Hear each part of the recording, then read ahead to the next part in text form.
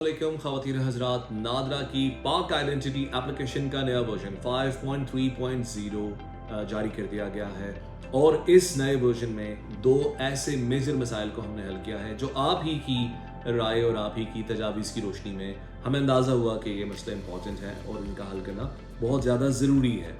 मैं एक मरतबा फिर आपको ये दरख्वास्त करूँगा आपसे कि आप अपना फीडबैक इसी तरह से देते रहें ताकि हम इस ऐप को आपकी तवक्कुआत के हिसाब से ज़्यादा बेहतर करते रहें। जो पहली बड़ी तब्दीली बुनियादी तौर पे की गई है वो ये है कि जो लोग अपना अकाउंट बनाते वक्त ईमेल एड्रेस यूज़ करते थे और बाद में उनको भूल जाता था कि उन्होंने कौन से ईमेल एड्रेस का इस्तेमाल किया है, उनके लिए रिकवरी का तरीकाकार कुछ आसान नहीं था।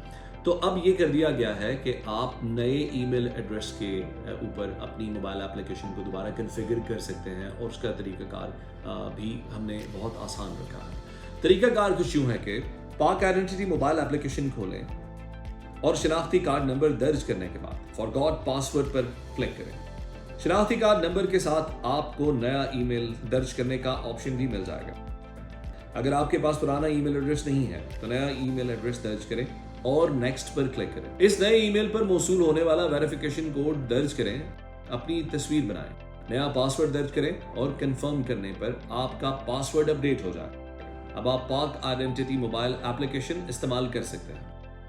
आप अपना ईमेल एड्रेस या मोबाइल नंबर भी तब्दील कर सकते हैं। दूसरा फीचर बहुत ज़्यादा इंपॉर्टेंट है और वो ये कि पाक आइडेंटिटी मोबाइल एप्लीकेशन में अब तक सिर्फ वो लोग इसको इस्तेमाल कर पाते थे जिन्होंने अगर शनाख्ती कार्ड नहीं भी बना रखा तो कम से कम बच्चे का बे फॉर्म बना रखा, और वो बे फॉर्म का जो नंबर है वो आपसे मांगा जाता था ताकि आपकी एप्लीकेशन को प्रोसीड किया जा सके। लेकिन अब इस चेंज के बाद वो लोग जिन्होंने बच्चे का बे फॉर्म नहीं भी बनाया उस बच्चे की प्रोसेसिंग के लिए पाक आइडेंटिटी मोबाइल एप्लीकेशन का इस्तेमाल कर सकते हैं।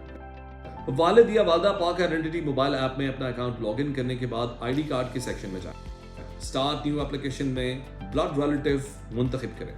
स्क्रीन पर आपसे पूछा जाएगा क्या आपके पास नादरा की जानिब से जारी करदा 13 हिस्सों पर मुश्तमिल शनाख्ती कार्ड, दस्तावेज, बे फॉर्म, शनाख्ती कार्ड, नाइट कॉप वगैरह मौजूद है।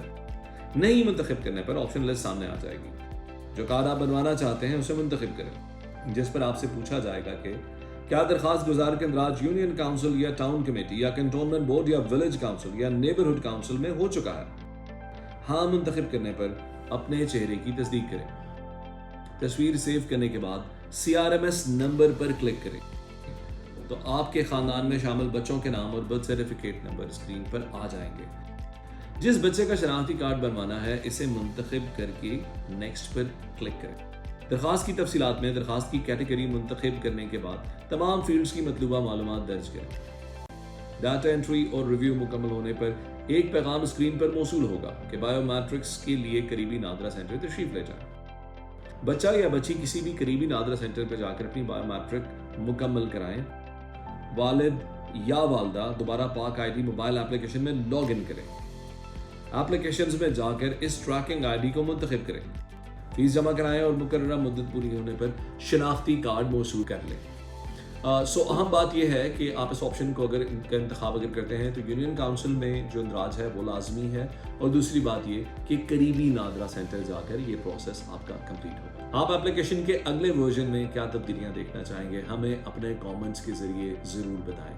आप हमसे मज़ीद कौन सी इंप्रूवमेंट्स चाहते हैं हमें अपनी राय से आगाह कीजिएगा। हमारे चैनल को लाइक और सब्सक्राइब करें। नादरा, आपकी शनाख्त, आपकी पहचान।